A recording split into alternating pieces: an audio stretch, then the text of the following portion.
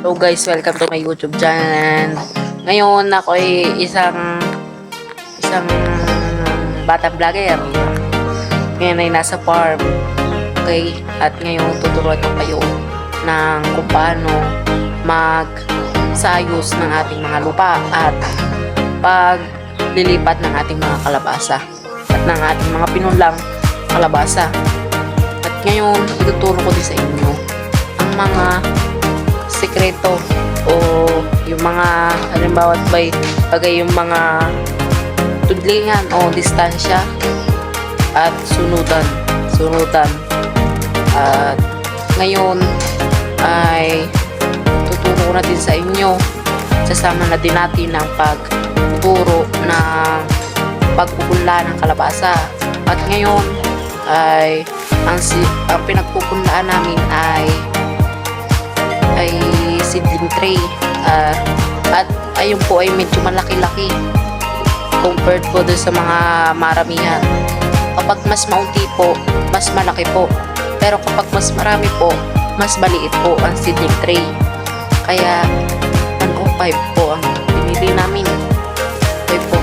Tapos ito po ang una kong turo at doon ko na po itutuloy ito doon sa ating pagtatamnan at doon ko na din po ituturo kung anong abono ang nilagay namin sa unang abono nito pagkalipat nito.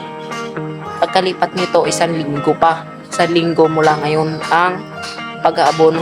Okay po, samahan niyo po ako ngayon sa aming bukid at doon po ang kalabasa namin.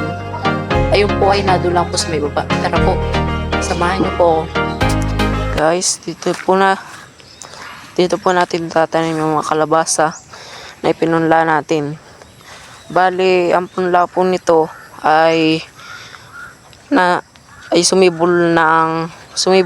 tumagal ng 1 buwan at kalahati po bago po maging ganyan. Ayan mo. Kung mapapansin nyo po ay medyo ang damo, medyo matataas na. Ayan po ay mamawirin at hindi po pwede kapag madamo ay magtatanim ka ng kalabasa. Ayan po, mahirap po linisin kapag gumagapang ng kalabasa.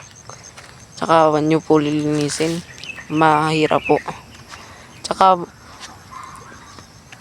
bali na din po ito ng pangunang abono. Ang ginamit pong abono din ay yung marka bulaklak. Ayan po, marka bulaklak po ata yun. Pati ito po ay inasprayan na grasero at para wala na daw pong tumubong damo. Ayan po, yan po ngayon ay nagsisimula na ngayong tumagkim at medyo naambo na din. Ayan po, ngayon po ituturo ko na po sa inyo yung sinasabi ko po kanina na tuturo ko po sa inyo ang pagsunudan at distansya o tudlingan kung tawagin sa mga farmers. Ayan po. Bali, ang tudlingan po nito ay yung 7 hakbang po galing po sa sentro at kabilang sentro po. Gayon din po din sa sa sunudan. 5 hakbang naman po ang nito, 5 hakbang at sentrohan din po. Yan po. Yung po ng damo. At mamawirin na po yan. Yan po. Ayan guys, ay sana ay nakatulong ako sa inyong mga beginner na nagsisimula pala ang magtanim ng kalabasa. At ayan po ay isang lata lang po yan. Isang lata. Lawak na po yan ng isang lata. Ayan po. And ako po ay isang baguhang vlogger lang ngayon.